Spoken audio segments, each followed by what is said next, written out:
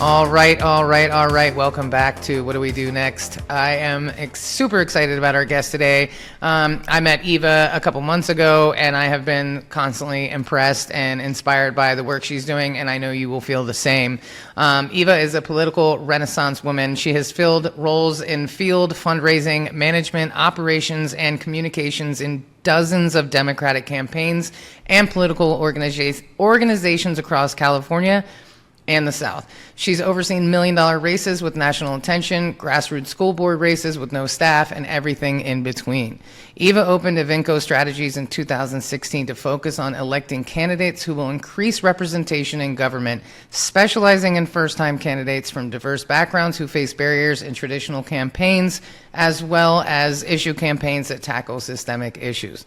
Eva is passionate about social and criminal justice, local and state level campaigns, diverse representation in politics, and training the next generation of political operatives. Prior to her work in politics, Eva worked as a journalist with a focus on government and human trafficking.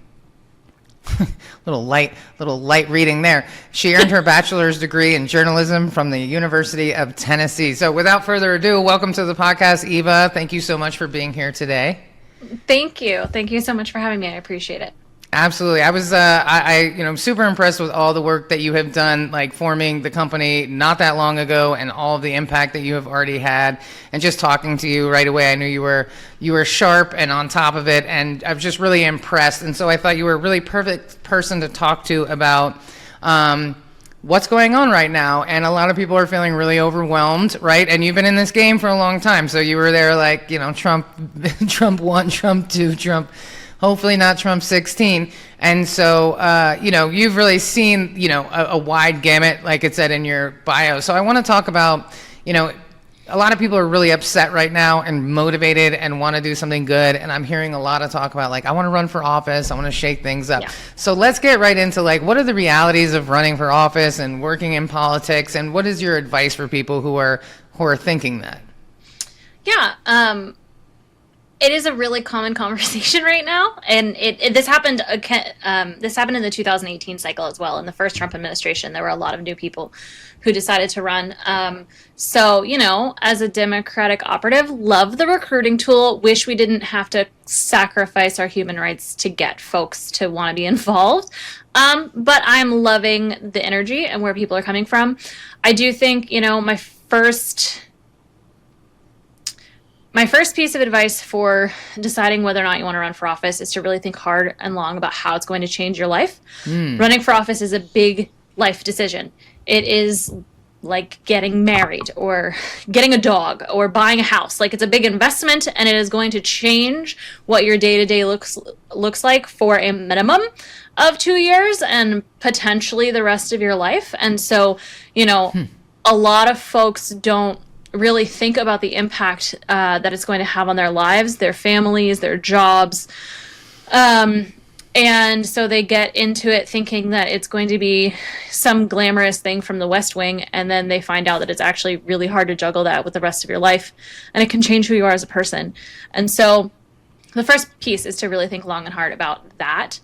The second piece is to figure out why you want to run for office. Running for office because you hate Donald Trump is not a good enough reason. You should want to help people, and you should want to help people solve a specific problem. These aren't hypothetical roles. They are specific jobs within a specific jurisdiction that have specific powers over specific issues. And so you need to figure out who it is you're trying to help and what issues you want to work on, and use that to narrow down the office that makes the most sense. Because if you run for the wrong office, you're going to spend somewhere between 2 and 4 years uprooting your life for a job that you hate and doesn't actually do the thing that you think that it would do. And so there's a lot of homework to be done, not just like academic civic homework as a like, what does this office do? What does this office do? A lot of internal homework as well about why you really want to be in this, what it's going to do to your life. Hire a therapist, like get into it with yourself. Because it's going to be a lot. I think that's a super valid point. When in 2016, I was asked to be on a slate, the Dump Trump slate in D.C., and there was like 20 some odd people running on this huge slate. and they needed somebody last minute, and they knew I had a lot of visibility, and so I was running for the Democratic National Committee woman for the Democratic National Committee. I don't know. The same words were in it way too many times, and it was entirely way too long of a title, which made me uncomfortable. But what happened in the process is like, yeah, I don't like Trump. I wanted to get rid of him. But I very quickly realized that just because I'm well known and people would vote for me does not mean that I deserve that vote. And as soon as I got into it, I realized I am not qualified for this. And it's disrespectful to the work that people are doing to think that just because everybody knows who I am in DC doesn't mean that I should have that title. And luckily, whatever the title might be, luckily I was on like the page 2 of the voting booth. And so a lot of people didn't see my name, but I still got like 19,000 votes. And I was like, I literally told no one because I knew it wasn't right. But what I did do was then volunteer for the people that I met that I resonated with, and I helped them with their marketing because that, you know, I'm not, anybody who knows me knows I shouldn't be a public speaker. Like my backup plan is stand-up comedy, not like public service, although that is kind of a public service, but like that's just not my role, and I'm cool with that, and I don't want to be stifled by that because like you said, it does change your life. Any semblance of privacy.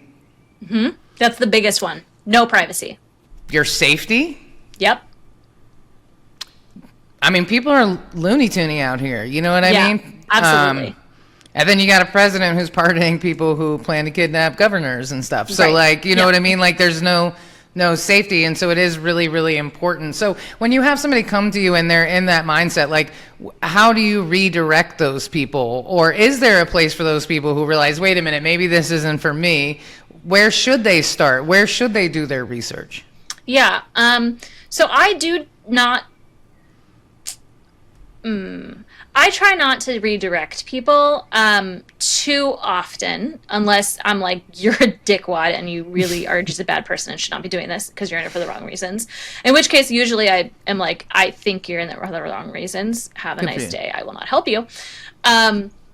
But most of the time, you know, I do believe in the right of the American citizen to run for office. I don't care about qualifications as much as maybe some people do. I think you can learn a lot of that stuff on the job.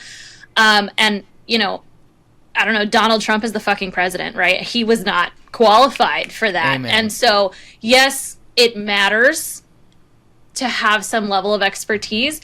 I do think, though, it does not have to necessarily be political expertise or policy expertise. I think there is lived expertise as well. And in a representative democracy, we need representatives who actually have lived normal-ass lives like normal-ass people and understand what normal-ass people's problems are so they can help solve them. Amen. So I do think the concept of qualifications is different. That said, not everybody should run for office. Most people should not run for office. I want to write a book called Please Don't Run for Office. It is not the solution that everybody thinks it is. Mostly it comes back for me to that why. If someone has a really strong why, really strong North Star, really understands the problem they're trying to solve and who they're trying to solve it for, and the second and third order effects of that, I'm down. Let's go to war. If they don't, and they're in it because it's the next logical step in their career after they got their law degree from Harvard, or they, you know, have the American flag pin and they spew MSNBC talking points, or it's like, you know, fame for ugly people, then I'm not down with that. Like, I'm not down with vanity projects. So I think as long as you're in it for the right reasons, qualifications can be looked at things differently. I do really dig deep, though, with my clients on the life impacts. So someone will come to me and say, you know, I want to run for Congress. And I'll say, great. So can you quit your full-time job? Right. And then they'll say, no, of course not. I have to pay my bills. And I'll go, okay, then maybe not Congress, because that is a full-time campaign. That campaign is a full-time job. It's more than a full-time job, actually. Wow. You know, maybe we need to look at city council or school board, because the smaller the office, the less intense the campaign has to be. And the easier it is to balance it with paychecks and caretaking responsibilities and, I don't know, having a life. So I think, you know, finding the right office isn't just necessarily about what problems you want to solve. It can also be about what phase of life you are in. What's your bandwidth? And what is going to be accessible to you. When it is determined, for whatever reason, that this person is a shitbag who should sit down, or is a good person but maybe doesn't have isn't in the place in their lives right now where they can run for office. I've talked to a couple people recently that have like medical issues, and I'm like, let's get that fixed first, maybe. Yeah. Or, you know, maybe they want to run, I don't know, maybe they want to build toward a run, like they want to run for office eventually, but they're not ready yet, which is a thing that happens a lot too. Then I try to redirect them into political leadership in other spaces. So there's lots of, you know, there's local Democratic parties that you can get involved in order to volunteer for candidates. There's nonprofits and C4s that do civic engagement work that may not be like directly partisan, but, you know, voter registration and things like that are really important. Getting them on like appointed boards and commissions in their city or county, where you don't have to be elected, but you start to get some understanding of the policy knowledge, the pieces of like sunshine laws and the fact that your schedule is public and things like that, because all of those are governed by, since they're government bodies, they're governed by a lot of the same rules that you'll get if you win and you're an elected official.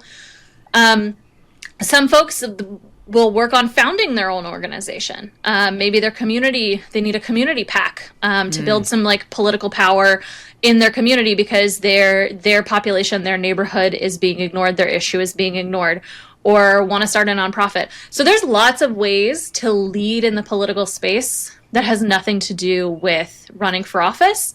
And as a matter of fact, I have a friend who says a lot, if you can't find a way to make a difference without running for office, you shouldn't be running for office. I could dig that. I mean, there's so many, you know, elections happening in this next year, 2, 3, right? From lower circuit court judges to city council to, you know, big and small opportunities all the way around.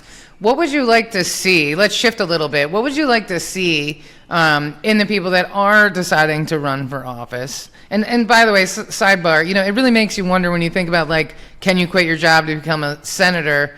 And it's like, well, maybe there's the problem, right? Not that people should get paid to run, but like, well, who the hell cannot work and not get a paycheck to run for that job? Only some super privileged people, you know, straight up, you know, or somebody who's older, who's had time to amass the kind of wealth to be able to do something like that, or somebody that's just been bought out, right? Yes. Right, you know, there's really no good answer and all of that, right? So I guess that's another episode of getting the money out of politics, I suppose, right? But yeah, we'll talk about that later. We'll put a bookmark in that. But it is systemically more difficult in the working class to win high-level offices. I mean, of course it is, right? The system is designed that way. So let's shift a little bit to, okay, for the people that are like, okay, this is resonating. I feel like I'm checking all the right boxes. Where should they start if they're really feeling, they're like, okay, I have a little extra money, or I'm not working, or whatever the play is. They understand what you're saying. What would be the next steps for somebody, wherever they are in the country? What should they do first if this is something they really want to consider? So I think a great place to start is to find out what offices you're actually eligible to run for. There are over 500,000 elected offices in the country. Crazy. We only pay attention to 500 of them, which is pretty insane. And your house is in probably somewhere between 4 to 9 jurisdictions, maybe more, depending on if you're in a big city, how much your state likes direct democracy, all of those things. You know, you're in a city council district, a county, you're in a state legislative district, you're in a congressional district, you're in a school board district, you're in a judicial district. Those districts may be statewide, they may be at large, but you have a whole host of elected officials. Those are the seats that you're eligible for. Start with your geography. Then do the research on what those offices do to make sure it matches the job. And then once you have determined, or at least narrowed it down, say like 3 choices, then you're going to start your fundraising infrastructure. And this, people hate this, but it's like, it's really necessary. I cannot tell you how many candidates I have seen trip over the starting line because they refuse to do the tedious prep work that goes into it. In the industry, we call it Rolodexing. And it is when you take your whole life and you put it in a spreadsheet. So everyone who you went to college with, everyone who you've ever worked with, your Christmas card list, your wedding invitation list, you know, the folks you invite to your barbecue, the members of your PTA, the folks at your church, all of them, everyone. Empty your cell phone, empty your inbox, put it in a spreadsheet. First name, last name, occupation, employer, city, state, zip code. phone numbers, email addresses. Don't skip people just because you don't have their contact information. List out your Facebook friends. You can find anybody on the internet nowadays. Like, it's super easy to be creepy. But if you don't create this list, you are starting from behind, because this list is the basis of your entire campaign infrastructure. It's the basis, primarily the basis of your fundraising infrastructure. It will be the people you call first for donations. It will be the people you email. It will also be the basis of your voter communication infrastructure. So it's the people who love you are going to volunteer first, right? Right. This is the foundational infrastructure of your campaign. And if you do not do it, you are going to start from behind, and it's going to be impossible to reach your goals. The best client like I've ever worked with, from just a disciplined candidate standpoint, had his Rolodex started 4 years in advance and came into the race with over 20,000 contacts. Because once you start building it out, you can then expand it. You can see where your network is. You can see, okay, I know a lot of people, but not a lot of them are in my neighborhood. I should go fix that. And then you can figure out, you can get more involved in your neighborhood. You can start collecting people. Campaigns are a human endeavor. They are people powered. At the end of the day, it is literally about who collects the most people. The person who collects the most people, gets the most votes, wins the thing. That's it. It's collecting people. So start collecting people and put them in a spreadsheet. That is immediate, and it's tedious.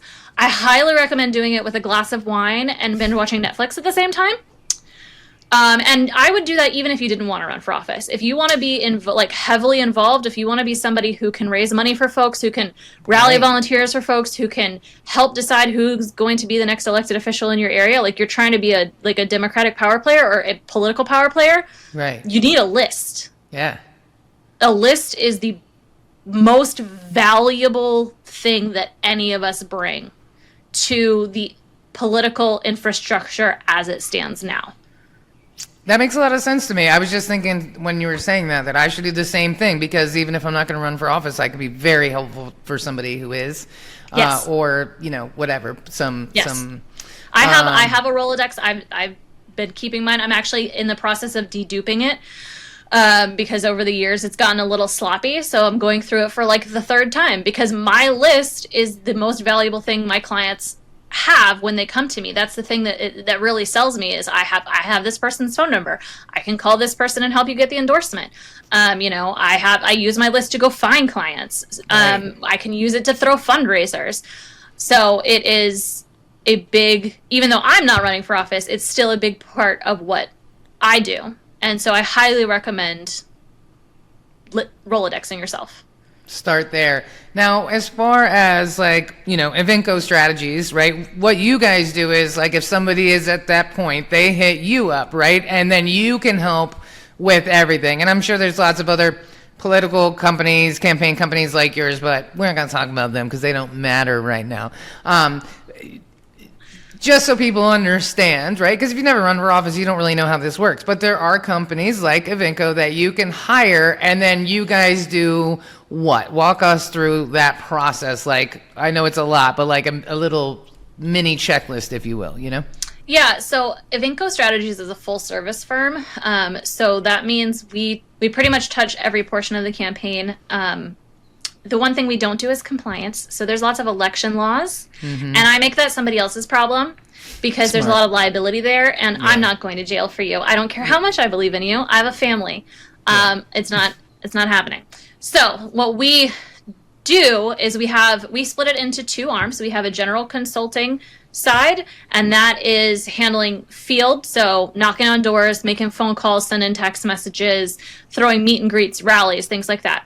We handle press and communications. We handle advertising, TV ads, direct mail, any of the paid stuff, yard signs, the things that you see out, all of that litter that comes to your mailbox. It's people like me who send it. Sorry, not sorry. It's my job. Also, if it would stop working, we would stop sending it. So maybe stop buying into that shit. Anyway, We also handle, the operational piece of it. So the campaign itself is an organization. It has an EIN number. It has a W-9. Oh, wow. There are taxes that you have to pay. Wow. If you hire someone, you're signing a contract with them. Maybe you're doing a 1099 or maybe it's a W-2. Helping you find your staff and train them up and choose who they're going to be. We do the voter targeting and micro targeting there.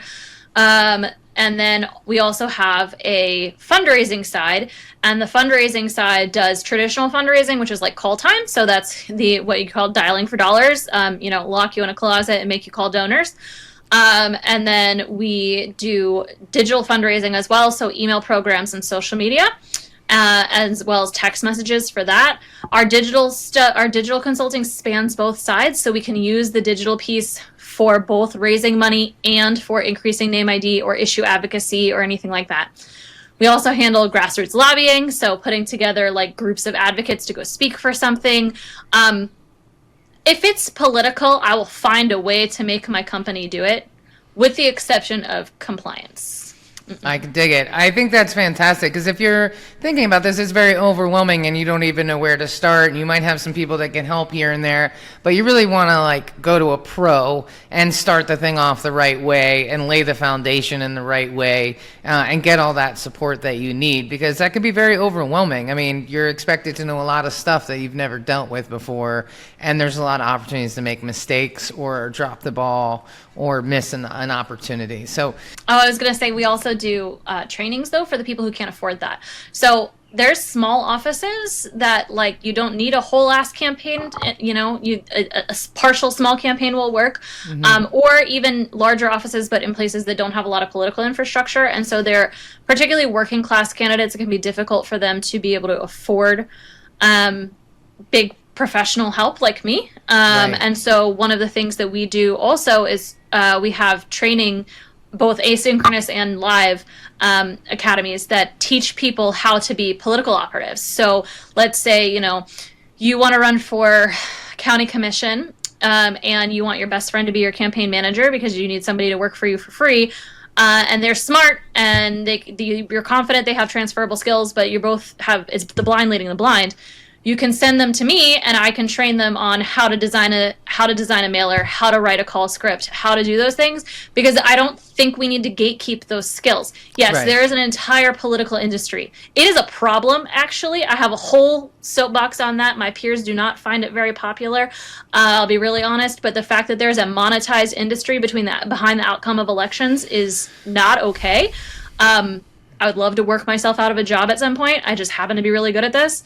But there is no reason why we need to be selfish with these skills, and there is no reason for us to assume that us parachuting into a community and telling them what they care about is the right move. I would much rather train the leaders in those communities to have these skills themselves and have them run their own campaigns than make anybody feel like I'm forcing something down their throat. 100%. I love that, for sure. Let me ask you something. Would it be like if somebody's listening to this, or they're feeling some kind of way at home and they have some money, but they don't want anything to do with this. They want their privacy. They have zero interest, but they're like, I'd throw some money at it. Is that okay? Is that legal for somebody to say, listen, I'll fund your campaign? Or are there places people can donate, or can people reach out to you and say, Eva, I got a bunch of money I don't know what to do with. I'm really worried. Can I sponsor some of your clients? Or is there a mechanism for those kind of things? Yeah, absolutely. So money in politics, big deal. If you have money and you would like to spend it, I have lots of clients who will take it. The how is going to be different in every jurisdiction because the laws are different in every jurisdiction, and we are not shady. We follow the law, and so we're going to, we'll walk you through that. But yes, absolutely. You can also donate to, I highly recommend, if you're I don't know what to do, donate to your local Democratic Party. And I mean local, your county Democratic Party. Right. Donate to your state Democratic Party. The DNC does not need your money. They don't. No. I'm sorry. I'm going to get blackballed for this shit, but it's true. Yeah.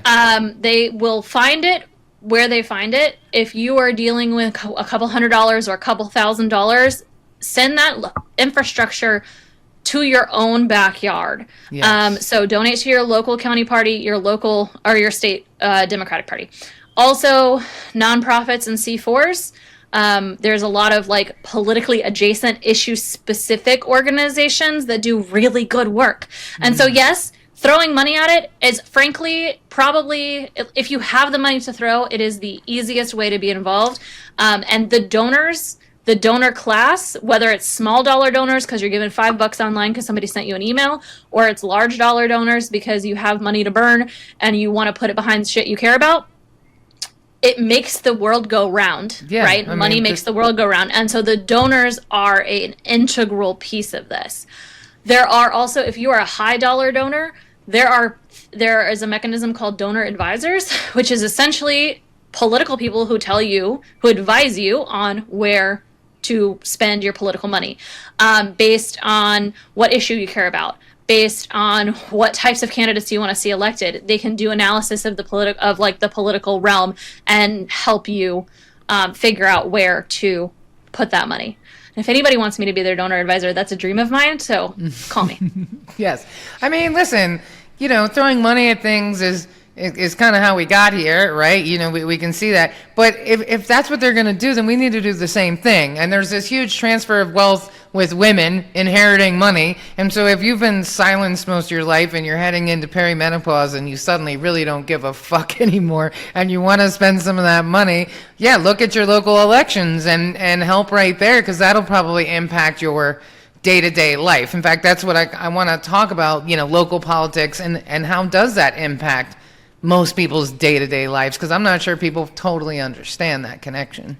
Yes. So it absolutely has the biggest impact, because, when you walk outside your front door, your streets are not paved by the federal government. Donald Trump didn't make sure that the park down the street is clean. He didn't build your house. The hospital in your community was put there with some partnership between your local government and the private company that runs the hospital, maybe some state funding. Whether or not there's a grocery store in your community is not something that the president has any control over. Is it a food desert or not? That's local. The quality of your child's education is controlled largely at a hyper local level, like school to school hyper local level. Whether or not there's enough trash cans for your neighborhood to be clean, whether or not your water stays on, right? I live in Richmond, Virginia. I don't know if people have seen in the news, but we've had twice in the last 5 months where we haven't had clean drinking water. That is a local infrastructure thing. The federal government was supposed to come in with some kind of grant and help us fund the fix, but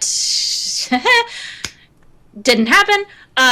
But the responsibility of keeping that infrastructure running was the local government. It's the local government's fault that they didn't do it for 30 years or however long it's been.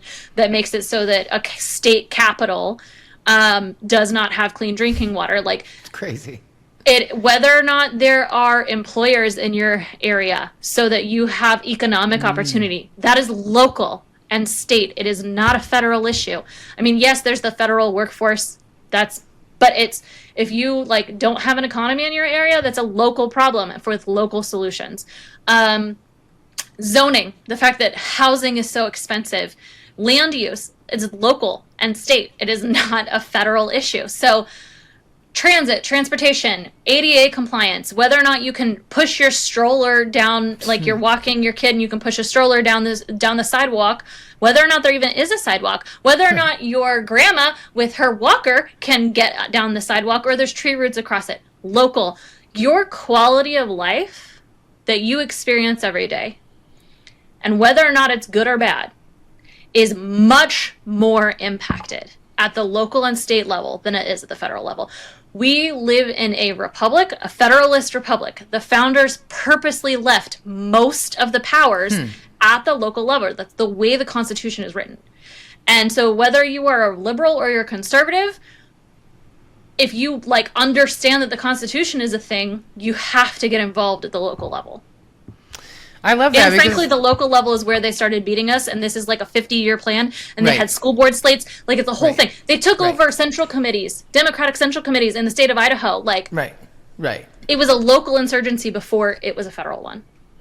Yeah, there's a group, a conservative group, and they've been around for like 50 years, and that's what they do is they train people to fill those offices, and they groom them. It's 100% grooming because, what's her name? The Riley, everybody's favorite champion of women, Riley Gaines, like graduated from there. That's why she's a perfect Fox News talking head, because she literally went through this program at this institute. It was a very conservative institute, and they train all these young people on how to fill school board positions, local positions, and it's like Scientology. It's very similar. You know what I mean? You get in all these positions, it seems unimportant, but then guess what? Now you can't get a building permit, and now you can't get this, and now you can't get that. And so it's very similar. It's like, yeah, all these things really do impact your day-to-day life. And I think that we live in a society where it's like very vanity metrics. So people are like, oh, if I didn't get 5 million plays, I didn't go viral. Like, listen, running for office doesn't have to be sexy. You can run for a very local office and make really big changes for your community. And so maybe you don't need to be the senator. Maybe you don't need to be in the limelight. Maybe it's a very thankless behind the scenes job, but what you're doing is actually like defending the democracy and the quality of life in your town. Yeah, no, and then honestly, even running for office at a higher level, it's not sexy. It's not a sexy process, y'all. It's not, and I think that's one of the big misconceptions people have. And is they think it's going to be like everybody loves you when you speak at rallies and everybody knows your name and they stop you at the grocery store and you're like a local hero. And yes, I've seen that. There are elements of that for sure. But it's actually an extremely disciplined and algorithmic and tedious process to run for office. And a lot of the people who stop you aren't going to like you. It's not glamorous. It's really, really hard. And I think, to illustrate the point that we're talking through right now, the 5 most powerful people in the entire state of California, okay? California, one of our largest states, has the 5th largest economy in the world. Big ass deal. Lots of people, big place. The 5 most important people are the 5 members of the Imperial Irrigation Water District. You've never heard of that. But because of the way that California works, obviously the biggest issue across the board, when you built an entire state of people on a desert, is water. The Colorado River, the original Colorado River water rights that sustained Southern California come through Imperial County. And so it's the 5 members of this local yokel water board that most people don't know exist, that have this disproportionate impact on the quality of life for an entire state, for millions of people. It's crazy. You see local office and a lot of people dismiss it and just think it's not important, and it's a mistake. And even if you have high ambitions, even if you want to be president one day, you really think you're going to build that infrastructure overnight? You're going to wake up and be like, I got it. I figured it out. Everybody loves me. No. Run for something local first. The barrier to entry to become an elected official is lower at the local level. Once you become an elected official, the Democratic Party will protect you. The party system is built to protect incumbency. It's easier to move up and stair step than it is to jump off a cliff. Please run for local office. I think it's really important. I love it. I think it's an actionable item. I think that everybody has things in their own community that they're worried about. That's where you live. That's where you work. That's where you take your kids to school. That's where you go out and eat. That's where you have your small business. I mean, it has to start someplace. And yeah, I mean, it isn't glamorous. And even if it was, I mean, look at AOC. Look at how many people just say the worst things in the world about her. And yeah, there's a lot of people who love her too, but that all comes at a cost, right? None of it, like you said. That woman's life is not easy. No, it is not. And you're not AOC. I'm sorry, you're not. Everybody is like, I'm the next AOC. Maybe, probably not. In 10 years, you know what Probably I mean? not. She's been putting skin in the game. She's been doing it. She's been facing all of that and putting in the work. So, listen, I think this is fantastic. I also want to encourage people to like run for office and get involved. And if you're thinking to yourself like, oh, I could never do that, but like I'm really good at SEO or I'm really good at graphic design, like hit some of those people up. You know, I would imagine even like I've been seeing some political ads, like a woman who's looking to replace, I can't remember who, but one of Lindsey Graham, I think. And is that correct? Isn't he a televangelist? I'm not sure who you're... Anyway, but she's a woman and she's a doctor and she's like, I'm a pediatric doctor or a whatever doctor and I have kids and I can tell when people are full of shit. And I was like, oh, damn. Like, yes, let's take the gloves off. Like, if you really like that, instead of trying to be like her, go help her. Go help her campaign. Volunteer for it. Like, use your skill set for something good. Because I think the worst thing we could do is nothing, right? Like, you know, it'd be better for you to think you can run for office and try than to do nothing at all. I'll also put a plug in at this place for ballot measures and propositions, direct democracy measures.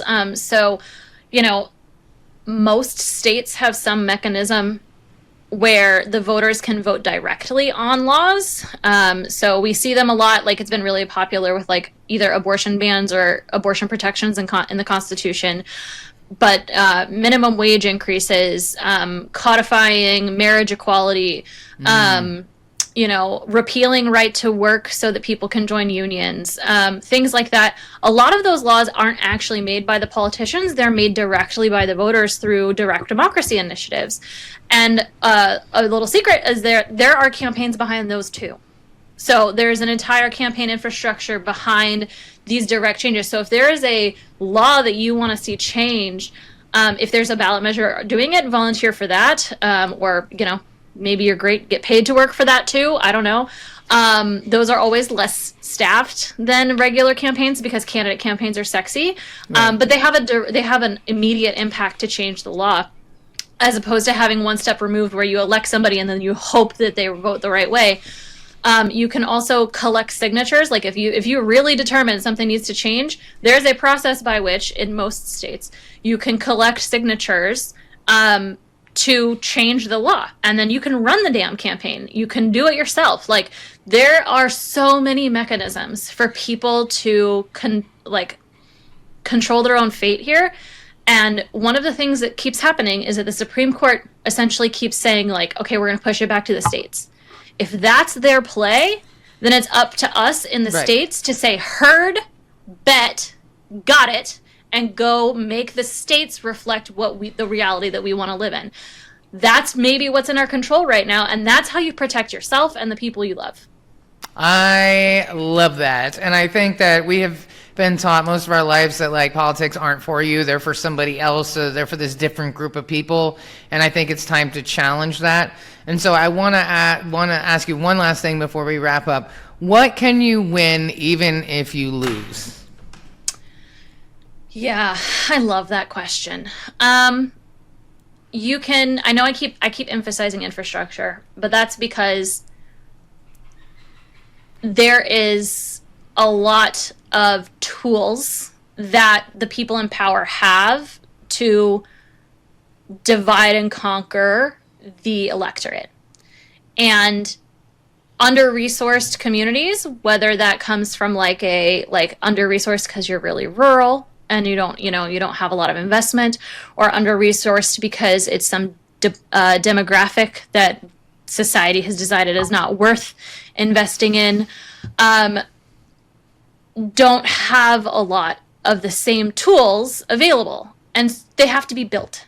And so when you run for office or help a campaign or create your Rolodex or collect signatures for a ballot measure or whatever it is you're doing, you are building infrastructure for the issues in communities you care about that can then be, if it's handled properly, turned into future infrastructure that creates future political wins. So I've seen, I'm not going to name any names, but like in the beginning of my career, about 2 years in, I ran a losing race. And it was like, we got our asses kicked, okay, just destroyed. However, there was a race in an overlapping district, and those two candidates were friends. So we took when the primary was over and we got destroyed in the primary on that side, the one candidate donated essentially her entire list and all of the voters she'd ID'd in the overlapping community and all of that stuff to the other candidate. Oh, wow. And then we were able to take that infrastructure and win that race because it was in a smaller district. We were outspent 5-1. Wow. And the Democratic Party was against us. The Chamber of Commerce was against us. The police union was against us. Everybody was against us. And we won in large part because we had like really solid infrastructure, and it was a community campaign. It was so horizontal. There were committees doing everything. It was relational organizing. It was cool as shit. Then when that lady won, she becomes a sitting city council member. She decides she wants to sponsor a ballot measure, for a police reform ballot measure. She then takes all of this infrastructure, which remember had been started by the losing campaign. She builds on top of it when she wins, and she takes that infrastructure and she gives it to the ballot measure campaign. Right. We won the ballot measure campaign. Right. Then the ballot measure campaign turned around after they won, and we were able to use a lot of the same overlapping infrastructure to help when she ran for higher office later. And then she was able to use it to help another woman get elected in a state assembly seat. Like this stuff doesn't, if you do it properly, the stuff doesn't go away. If you want to take your power back, you're going to have to work for it. And you're going to have to build the mechanisms that they've denied from you. They're doing it on purpose. They're making this mysterious and scary, and they're gatekeeping it, and they're doing it on purpose. For sure. Because if our democracy was actually a democracy, then those folks, the corporatocracy, wouldn't exist. It wouldn't be in power in the same way. And so you have to go get it. You have to go grab it. And if you run and you lose, that's fine. You build name ID, you get your issue out there, you become a leader in your community. You have donors now that you can then, throw a fundraiser for like the local animal shelter or another candidate that you like. You've ID'd voters that support you. That you can get to come out to stop them from putting a toxic waste dump in your backyard. Like you're able to take that infrastructure and use it in the future, whether you run again or not. And it gives you power. So you win power either way. I love that. I mean, I think that's really smart, and that's what we have to do. We have to team up. We have to work together. We have to pool our resources, and we have to make a difference. We have to challenge what's happening. And I love that it can keep moving along and help other initiatives and other situations to be improved. I think it's really smart, and that makes a lot of sense to me. And I think there's a lot of people out there that are really good at business or marketing or messaging, and get involved, help out, whatever it might be. I think, local, the DNC, all of that. We're going to have to do a whole nother episode about the DNC because we really don't have enough time for all of that. But we're going to have to do 10 episodes. We've hit on so many things. And I'm like, wait, we got to talk about that. We got to get into it. But and then how do we tackle that? And how do we move forward from that? And how do we challenge those things? And I think the short answer from today is together, right? Concentrated, coordinated efforts together is how we win. So I think if you are listening to this podcast right now, and this inspires you a little bit, I would encourage you to hit up Eva and see if it's something that you're thinking about running, hit them up for sure. I can't recommend them enough. I would definitely look into your local resources and see how you can get involved there. Maybe look to some of the candidates that you resonate with and see how you can help them. I would imagine there's not a single candidate in the United States right now who would turn down a volunteer, unless you've got a criminal record or something, but that's a whole other situation. So let's get involved. Let's make it happen because, you put on the onboarding form here, and I couldn't agree more. I say this all the time, but no one's coming to save us. This idea, right, and I've said this a few times, fascism is not a pandemic. And I think that what's happened with the pandemic is that, not getting political at all, but we were all told everybody's going to die, you can't go outside, you can't breathe, and then that kind of happened but didn't really happen, and then people think everything's a lie. And so what it did is it broke everyone's brain. And so I think a lot of people are thinking they could just sit this one out and it's going to roll over and things are going to go back to normal. And like, fascism is not a pandemic. Like, we can't just tap out and sit this one out and argue about masks. Like, this is way deeper. And I think we've all just become like a little apathetic and overstimulated and whatever, you know what I mean? And it's like, well, you know, like, go to LinkedIn, you would think none of this is happening. I mean, it's you know, it's wild how checked out some people are, but there's a lot of people who are not checked out, and I suspect people who are listening to this podcast are not checked out, and they just want something to do that's not doom scrolling and that's not waiting for somebody else to save us, because they're not coming. It's us. Yeah. It's us. We have to do it ourselves, and we're in the part of the textbook that makes the kids say, like, why didn't anybody stop them? And you can't tap out and stop them. They're mutually exclusive. And I get the need. I get it, because like sometimes I like read the news and then like I literally start crying because I'm like, you know, or I see something that's like kind and compassionate, and I just cry because I'm like, everything feels so horrible right now that the slightest bit of compassion or goodness is just like, and I know a lot of us are feeling that way, but then it's like, well, I don't know what to do, I'm just gonna check out. So hopefully this is an alternative. I also just recommend, even though you can't tap out, you don't have to take it all in either, right? Though you can't defend every issue, you can't work on everything. Like, there's only ever 24 hours in the day, and if you try to do everything, you're going to do none of it well. I'm gonna confess something right now. I don't read the news or watch cable news right now. I do not. I don't need to see every single move that man makes to know that he stands against everything I care about. If it impacts my clients, I will find out. If it impacts my hometown, I will find out. I have 3 newsletters that I subscribe to that are delivered to my inbox every morning. Same. And that's it. Same. If it's bad enough, it'll get to me. Filter it enough to keep your mental health. I deleted Twitter. I don't do like YouTube shorts because the algorithm gets weird. My algorithm on Instagram is all about gardening and dogs. Nice. People will be like, "Oh my God, do you know what Trump did?" And they expect me, because I'm their political friend, to be like, "Yes, and here's the 10-point policy paper." And I'm like, "No, that's awful." Because it's all fucking awful. But I don't need to know every detail. If I know every detail, and I did that the first time around. The first time around, I followed everything. And it nearly got me arrested. So you can't, and it like broke me, I almost quit. Like, it was a whole thing. And I just realized, for my own mental health and my own sanity, that I have to separate myself from it and like callous from it a little bit, in order to function every day, because I know I'm fighting the good fight, and I don't need to see everything that man tweets to know that.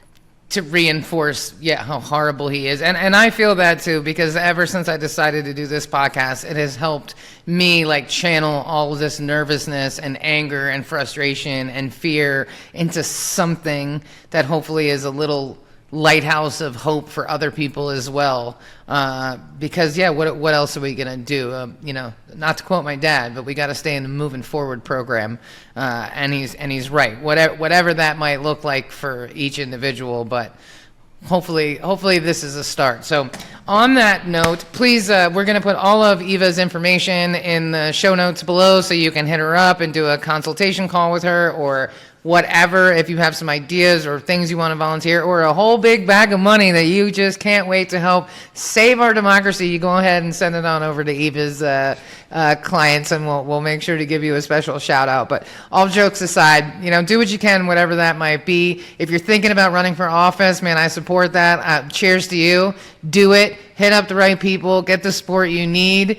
And remember, you know, nobody's coming to save you, and it's going to take all of us, like bit by bit, brick by brick. So thank you for tuning in. If you are here because of Substack, please consider following, subscribing, becoming a member. All of that money goes towards paid advertising. Our downloads are kind of going crazy, so I'm hoping this is going to get in front of as many people as possible. So thank you for your time. Please consider sharing this within your network. And until next time, thank you. Keep up the good fight, and I'll see you on the next edition of What Do We Do Next? Thanks, Molly. Thank you.